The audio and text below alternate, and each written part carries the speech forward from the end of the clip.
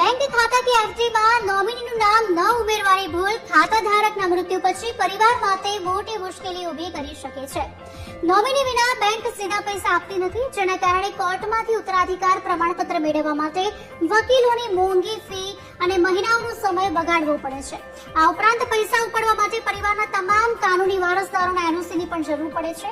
જો પરિવારમાં અંદરો-અંદર કોઈ મિલકત વિવાદ કે પછી ઝઘડો ચાલતો હોય તો આ એનઓસી મેળવવું પણ અત્યંત મુશ્કેલ બની જાય છે.